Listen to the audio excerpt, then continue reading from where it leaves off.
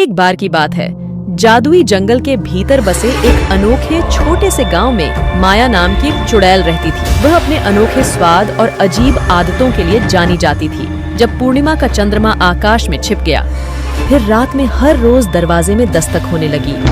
लोग अब दस्तक से डरने लगे थे और डर के मारे कोई भी आवाज सुनता, लेकिन फिर भी वह अपनी दरवाजा नहीं खोलता और न ही यह देखने की कोशिश करता कि वहाँ पर है कौन। हर रोज आधी रात को हर दरवाजे पर एक ही दस्तक होती। मुझे पिज्जा दे दो, मुझे पिज्जा दे दो, भूख लगी है, पिज्जा दे दो। अरे रोहन कौन है जो रोज रोज आधी रात को ही उसको भूख लगती है?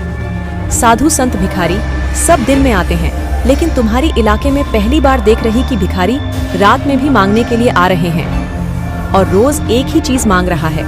और मैं इतने दिनों से देख रही हूँ कि कोई भी ना उसे देखने के लिए जाता है और ना ही कोई कुछ देता है। अरे वह कोई भिखारी या संत नहीं है जिसे आधी रात को रोज रोज भूख लगती है। वह चुड़ैल है, चुड़ैल जो हर रोज मांगने के लिए आधी रात में ही आती है। अगर वह आम इंसान होती तो दिन के समय में आती ना। इतना भी अक्ल नहीं है तुम्हारे पास। अरे अगर वह चुड़ैल होती तो वह पिज्जा क्यों मांगती? कभी सुना है कि किसी भूत पिशाच या चुड़ैल को पिज्जा पसंद है? वह तो खून या मांस खाती इंसानों का। बात यह है कि रोहन सालों से यहाँ पर रह रहा है और उसे सब कुछ यहाँ के बारे में पता है, लेकिन जो राधा है वह कुछ दिन पहले यहाँ पर आई है, इसीलिए इसको इसके बारे में कुछ भी नहीं पता। इसीलिए राधा को यह नहीं पता कि चुड़ैल का यहाँ आधी रात में पिज्जा मांगना लोगों के लिए आम बात है। सब लोग बस सुनते ही थे। किसी ने भी हिम्मत नहीं की कि एक बार देख लूं कि पिज्जा मांगने वाली चुड़ैल दिखने में कैसी है। मुझे पिज्जा दे दो, मुझे पिज्जा दे दो, भूख लगी है, पिज्जा दे दो। कोई जवाब न मिलने पर फिर वह एक दरवाजे से दूसरे दरवाजे में जाने लगी और फिर से वही दोहराई, भूख लगी है, पिज्जा दे दो, पिज्जा दे दो, भूख लगी है, पिज्जा दे दो। फिर एक घर से दूसरे और दूसरे घर से तीसरे घर बार बार वही कहती रही। हर रात बिना पिज्जा लिए ही वापस आ जाती, लेकिन फिर भी वह यह नियम बनाए रखी थी, क्यों ना आज रात में सोने से पहले मैं दरवाजे में पिज्जा रख दूं।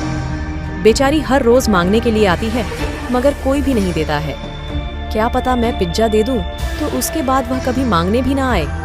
फिर राधा सोचती है कि अगर मैं रोहन को कहूंगी तो वह नहीं मानेगा, इसीलिए किसी बहाने से कहती हूँ, हेलो रोहन, मुझे पिज्जा खाने का मन है, तुम आज रात में आने से पहले पिज्जा लेते आओगे? नहीं नहीं, मुझे और कुछ नहीं चाहिए। सोने से पहले राधा चुपचाप दरवाजे के बाहर पिज्जा रख देती है और फिर रोज की तरह सब खा पी करके सो जाते हैं। पिज्जा दे दो, भूख लगी है, पिज्जा दे दो। अरे और जो पिज्जा किसने रखे, किसका घर है ये? चलो कोई अच्छा इंसान लगता है। चलो आज की खोज यहीं खत्म हुई। चुड़ैल आधा पिज्जा खा लेती है और आधा वही रखा छोड़ देती है। फिर सुबह राधा दरवाजा खोलती हैं तो देखती हैं, अरे ये आधा पिज्जा यही छोड़ गई मांगने वाली। लगता है भले घर की है, कोई जितनी इच्छा होगी खा लिया उतना। इससे पहले कि रोहन देखे, मैं इसे यहाँ से हटा देती हूँ। पर तुरंत ही रोहन के बाहर आ जाता है। अरे राधा, सुबह सुबह बाहर क्या कर रही हो? तुम्हें तो सबसे पहले चाय पीनी होती है। कुछ नहीं, बस यूं ही सोचा आज ताज़ी हवा खा लूं, फिर चाय पियो। अच्छा तुम नहा लो। और नजर चुराते हुए राधा रसोई में चली जाती है। कल पहली बार सुकून की नींद आई। मुझे उस चुड़ैल ने दस्तक जो नहीं दी, उसकी आवाज सुनते सुनते और खरखराहट से रोज नींद खराब होती है। पर मेरे घर दस्तक हुई थी रात को, तेरे घर कैसे नहीं हुई? हो सकता है उसे मनचाही चीज मिल गई हो या फिर उसका मन बदल गया हो, इसलिए बीच से ही चली गई। पिज्जा दरवाजे पर रखकर सो जाती है और रात को चुड़ैल है, पर पिज्जा देखते ही आधा खाकर आधा वही रखकर चली जाती है और वो आधा पिज्जा राधा खा जाती है। सुबह राघव की डांट से बचने के लिए, अरे आजकल पिज्जा वाली नहीं आ रही, क्या चक्कर है? कहीं मरवर तो नहीं गई? तभी रेखा भागी भागी आती है। अरे बहनों, तुमने सुना? दूसरे मोहल्ले में भी आजकल पिज्जा मांगने वाली चौफ चल रहा है। अच्छा, तभी आजकल यहाँ सुकून की रात बीत रही। तुम लोगों ने तो इस बेचारे का मजाक बना लिया है। क्या पता वो भूखी रहती हो या कोई मजबूरी हो। और वो तन तैनाती हुई गुस्से में अपने घर में आ जाती है। फिर आधी रात को रोहन पानी पीने के लिए उठता है। राधा कहाँ चली गई? रात को तो यही सोई थी। अरे कहाँ हो तुम? रोहन पूरा घर छान मारता है पर राधा कहीं नहीं मिलती। दरवाजे पर उसे आधा पिज्जा रखा दिखता है। किसने रखा यहाँ? ये क्या हो रहा है? मेरे घर में राधा गायब है, दरवाजे पर पिज्जा रखा है। अब इस समय मैं किससे मदद मांगू? सब सो रहे होंगे। सोचते विचारते अपने घर वापस आता है और वो देखकर दंग रह जाता है। यहाँ क्या चल रहा है? मैं तुम्हें कब से ढूंढ रहा था। कहाँ गई थी तुम? और ये इतनी रात को इतने सारे पिज्जा खा रही हो? तबीयत तो ठीक है तुम्हारी? और राधा लाल आंखों से तिरछी निगाहों से रोहन को घूरती हैं। ये रूप देखकर रोहन डर जाता है। वह चुपचाप जाकर बिस्तर पर लेट जाता है।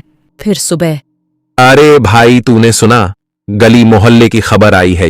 उनकी बीवियों पिज्जा वाली के पीछे जाती हैं और अपना आपा खो देती है। कितनों की तो बीवी वापस मिली ही नहीं। जिन्होंने आवाज लगाकर रोक लियो तो रोक लिया, वरना भी गायब। ऐसे कैसे हो सकता है हमारे मोहल्ले में भी? और यहाँ तो ऐसा नहीं हुआ कभी। अब ओहो, हो सकता क्योंकि हम पिज्जा देते नहीं। उस मोहल्ले में उनकी बीवियां मांगने पर पिज्जा देने चली जाती थी और फिर ये सब होने लगा। फिर रात को, अरे ये राधा सुनो, और मुझे सुबह जल्दी ऑफिस जाना है तो कल जल्दी उठ जाना, नाश्ता बना देना, ठीक है? फिर वो दोनों सो जाते हैं। अगली रात रोहन सोता नहीं है और जैसे ही राधा उठकर बाहर जाने लगती है, रोहन चुपचाप उसकी जासूसी करने लगता है। वो देखता है कि राधा ने एक पिज्जा बाहर रखा जिसे चुड़ैल ने आधा खाया और आधा राधा को खाने को दिया। राधा भी एक चुड़ैल के रूप में बदल गई और दूसरे मोहल्ले में पिज्जा मांगने वाली कोई और नहीं राधा है। वो देखता है कि राधा पिज्जा मांग रही है और जो भी पिज्जा देने आती हैं औरतें, उनको आधा पिज्जा खिलाकर वश में कर ले रही है और एक सुनसान जगह पर जाकर वो औरतों को पिज्जा में बदल देती है। चुड़ैल उन औरतों से बने पिज्जा को एक थैले में भरकर रखी जा रही थी और फिर राधा अपने इंसानी रूप में आके घर वापस आने लगती है। रोहन जल्दी से घर आकर आंखें बंद करके लेट जाता है। आज उसने सच का पता तो लगा लिया था।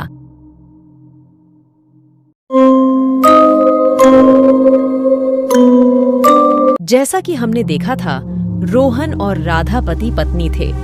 रोहन तो उस मोहल्ले में बहुत पहले से रहा था, पर राधा को आए हुए अभी कुछ ही वक्त हुआ था। जब चुड़ैल की दहशत पूरे मोहल्ले में थी, उससे राधा को हमदर्दी हुई और उसने उसे पिज्जा दिया। पिज्जा देते ही राधा को अपने बस में कर लिया। राधा को भी चुड़ैल बना दिया और उसके सहारे औरतों को पिज्जा बनाने लगी। अब मैं क्या करूं? मेरी राधा को उस चुड़ैल ने तो चुड़ैल ही बना दिया। कितनी भोली भाली थी। उस पागल को मैंने कितनी बार कहा था कि उस चुड़ैल से इतना हमदर्दी न रखे। मुझे तो अब कुछ समझ नहीं आ रहा कि मैं अपनी राधा को कैसे बचाऊं। रोहन, क्या हुआ? आज तुम्हें ऑफिस नहीं जाना है क्या? आप कब से इधर उधर भटक रहे हैं? मैंने आपका दिन का खाना पैक कर दिया और नाश्ता भी मेज पर लगा दिया है। चलिए खाना खा लीजिए। हाँ, आ रहा हूँ। अब एक चुड़ैल के हाथ का खाना भी खाना पड़ेगा। ये कैसी आफत आ गए हैं? क्या हुआ? कुछ गड़बड़ है क्या? रोहन जल्दी जल्दी खाकर ऑफिस के लिए निकल जाता है, मगर यही सोचता रहता है कि वो राधा को कैसे बचाए। मैं अपनी राधा को कैसे बचाऊं? मुझे कुछ ना कुछ सोचना पड़ेगा। उससे भी अधिक चिंता का विषय ये है कि वो औरतों को पिज्जा बना रही है, पर वो इतने सारे पिज्जा का करेगी क्या? आजकल कुछ अजीब हरकतें कर रहे हैं, पता नहीं इनको क्या हुआ। रात को राधा फिर से पिज्जा बाहर रखकर सो जाती है। तभी चुड़ैल आधी रात में आकर आधा पिज्जा खाकर वहीं रख देती है। राधा बाहर आती है। राधा, तुम ये क्या कर रही हो? तुम ये आधा पिज्जा मत खाना। क्या तुम बोल रहे हो? मैं ये आधा पिज्जा खाती हूँ, पर मैं यह क्यों खाती हूँ और इसे खाने से क्या हो जाएगा? पिज्जा को खाते ही तुम भी चुड़ैल बन जाती हो और औरतों को पिज्जा बनाने लगती हो। जो हुआ सो हुआ, लेकिन अब से पिज्जा बाहर मत रखना। जो लोग मेरे वजह से गायब हुए हैं, उन लोगों को वापस लाना मेरा फर्ज है और मैं जानना चाहती हूँ कि वो ऐसा क्यों कर रही है। ठीक है राधा, तो मैं तुम्हारा साथ दूंगा। तुम उसके आते ही ऐसे दिखाना कि तुमने ये पिज्जा खा लिया है और उसके पीछे पीछे चल देना।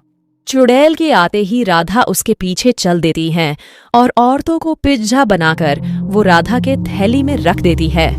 फिर वो एक घर में जाते हैं। रोहन भी उसके पीछे घर में जाता है। अब तो बहुत सारे पिज्जा हो गए और भी मजा आएगा। सुनो चुड़ैल, मेरी पत्नी को छोड़ दो। तुम्हारा काम अब खत्म हो गया। मेरी राधा को छोड़ दो।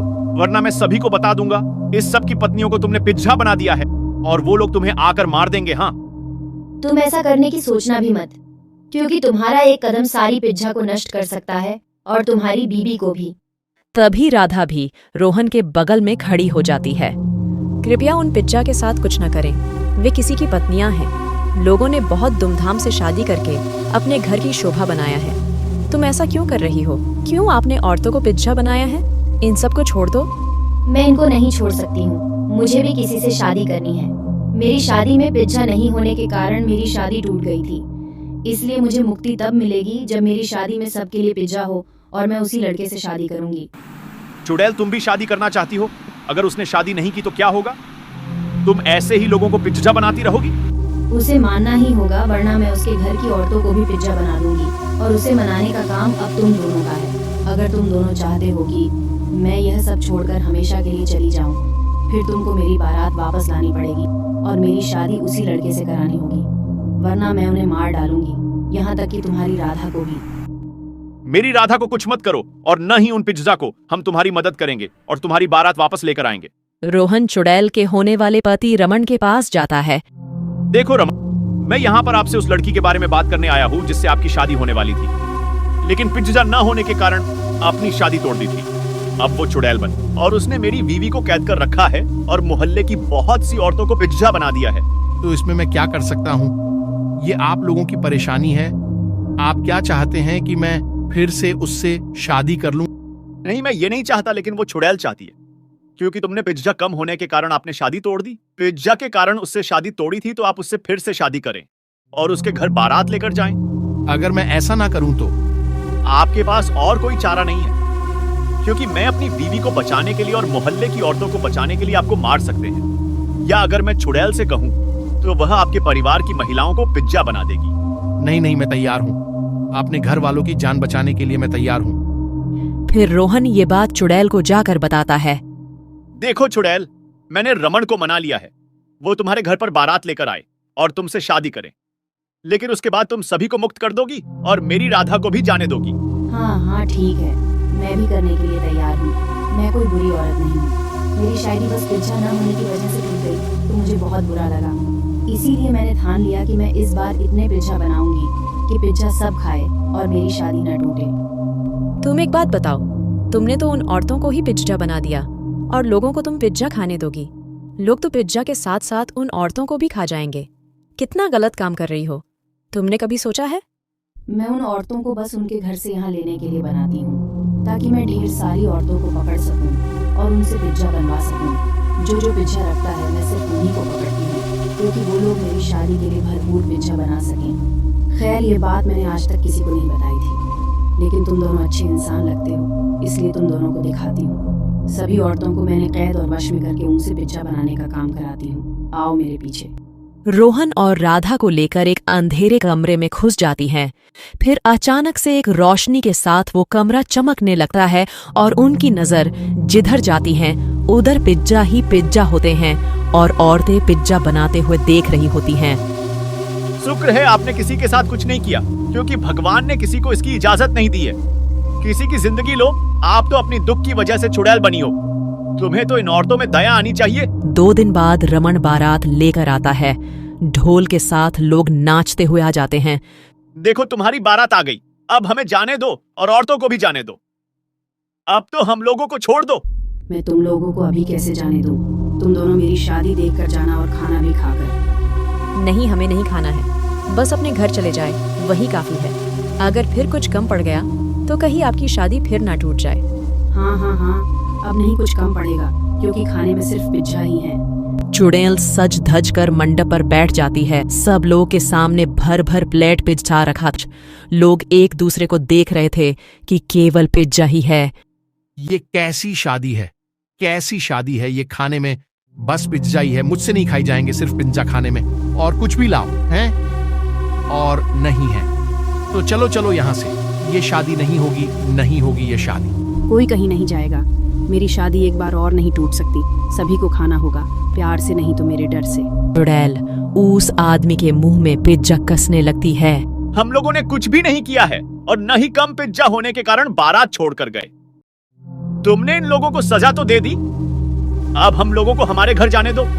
हाँ, इन लोगों को सजा तो मिल गई है। जिस पिज्जा की वजह से इन लोगों ने शादी तोड़ी थी, तुम उन्हें वही खिला रही हो, और वो भी इतना इतना। चुड़ैल और रमन की शादी हो गई और बारातियों की तबीयत खराब हो गई, क्योंकि उन लोगों ने इतना पिज्जा खाया जितनी जिंदगी में कभी नहीं खाया था। चुड़ैल अचानक से गायब हो गई और सब लोग अपने अपने घर चले जाते हैं। उन औरतों पर से भी उसका वश खत्म हो जाता है और वे सब भी अपने अपने घर लौट आती हैं।